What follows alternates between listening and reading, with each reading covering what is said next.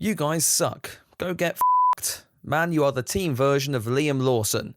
Clown ass. What a piece of garbage, you and your content. F*** you, Alpine. Hope y'all D-word. I'm sorry, are we really censoring die now? What a f***ing pussy. For once, that wasn't from my comment section, well, apart from this one, but what in the name of flying f*** has happened these last 2 days? Lewis Hamilton has rocked up to the Met Gala cosplaying as Saddam Hussein, Alpine a hemorrhaging star faster than the World f***ing Trade Center, and an FP1 video actually aged well. The world might just be coming to an end. I'm just going to put hashtag blessed on the shelf till next week. Now let's talk about the French. Coming out of last weekend's Grand Prix, we were all expecting the news that Jack Doohan has been fed to one of Miami's alligators, and replacing him for the rest of the season is Belgrano boy over here. What we weren't expecting was team principal Oliver Oakes to paint his office ceiling sacre bleu, and actually I owe this guy an apology. Ever since Oakes joined the squad at the end of the 2024 season, I've slagged him off for the way he's handled his driver situations in the press. There was the whole drama surrounding Ocon in Abu Dhabi, where Ollie here was straight on the defensive, claiming he wanted the Frenchman to see out the season, all while we already knew that he'd been essentially forced out, not even allowed to say his farewells at Alpine's Endstone factory. Then there was Jack Doohan, whose name was already on the headsman's axe before it even really got started. Again, Oakes sat there and defiantly defended whether the team needed to sign one of the hottest prospects at the time if it was happy with its existing lineup, when again, we all knew, because Alpine is about as leaky as a f***ing colander, that Doohan was only on a 5-race deal, and it was only really a matter of time until Colapinto would make the step up at some point in 2025. But Ollie, I apologise. My hatred should have been directed at Sweet Cheeks over here. This, for the DTS fans out there, is Flavio Briatore, famous for getting a lifetime ban from Formula 1, coming back to Formula 1, and being on the Epstein list, as well as enjoying poor old Ollie Oakes as his crusty cum-filled sock puppet. Essentially, Oakes, who, let's not forget, came into Alpine highly rated for his time managing the high-tech squad in F2, was forced to be the face of Alpine's brain damage as he tried to desperately defend Flavio's decision of the week to the world's media.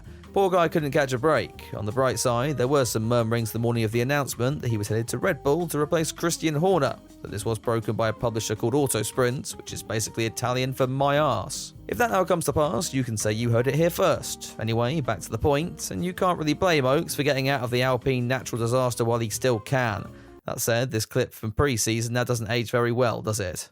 What 3 words would sum up your approach to this season? Joe can say surviving till Spa.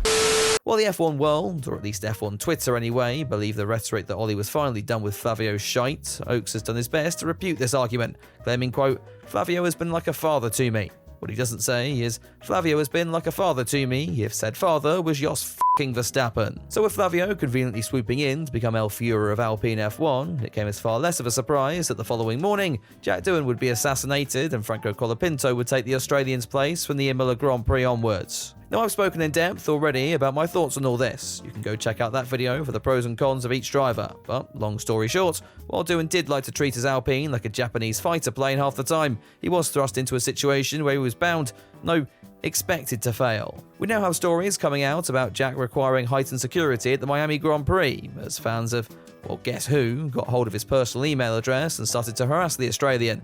That kind of puts his overall weekend performance into a bit more perspective, doesn't it?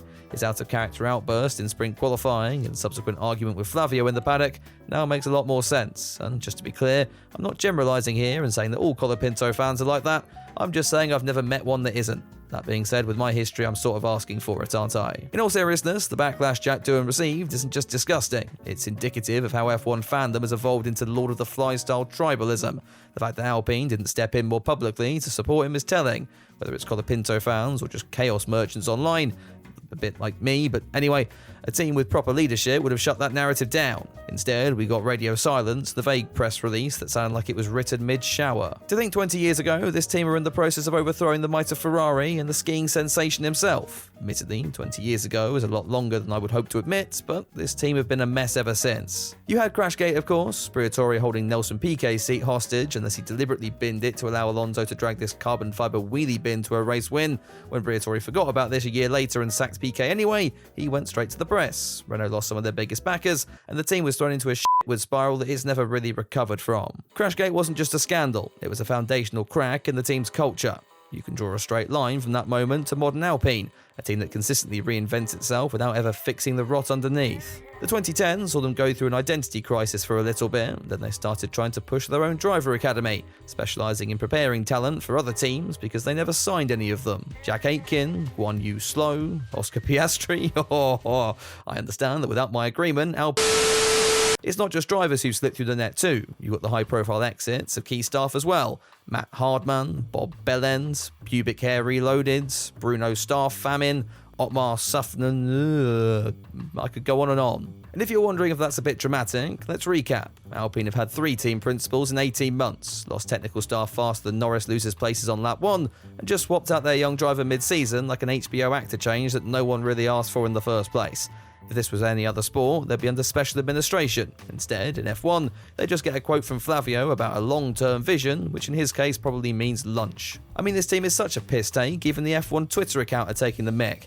The Alpine lineup for the next 5 rounds. Only then you realise this is just straight up facts as well. You see, rather than sign a driver till the end of the year, like a normal f***ing F1 team, Alpine have decided not to learn their lesson and only commit to Colapinto for the next 5 Grand Prix, because that show went well last time, didn't it? In some bizarre attempt to beat the inevitable leaks, they've decided just to tell us this outright. Hey, I mean, maybe they can keep it up, and also drop some information on Briatore's adventures on that island. I'm starting to think that Apex GP are more of a credible outfit than Alpine. Hell, I'd even put EA's fictional Connor Sport above them. And they even hired a Actually, no, we can't do that on F1 YouTube, can we? It begs the question though, what happens if Franco now bottles it? Does Doohan get another chance? He's technically still the team's reserve driver, I guess. Or maybe you give it to Paul Aaron. Or hey, why not bring back Nikita Mazepin? He was rumoured to come back at one stage. That was a fun time, wasn't it? In a season where Red Bull have been widely accepted as the team we can all shit on for making senile managerial decisions. In a season where Ferrari have returned to the top of their strategy form.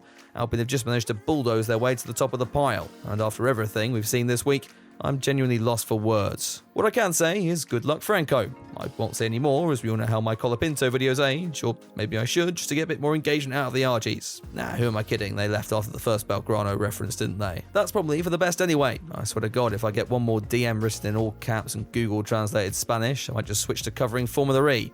Actually, no, I wouldn't. I'd probably kill myself before that. If you are still here, let me know your thoughts down in the comments below. And get subscribed, as I've got a ton more content in the pipeline for this season. If you want to see that first, or even get exclusive videos every month, why not consider becoming a patron or a member? All relevant links are down in the description below.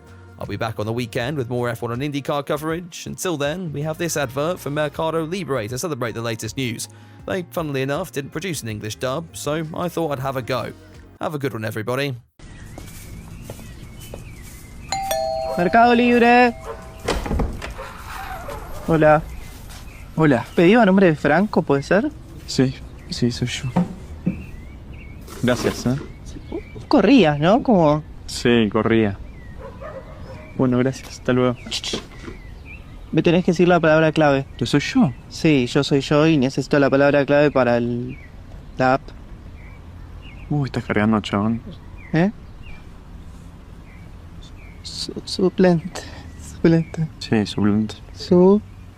Con todo en mayúscula, ¿no?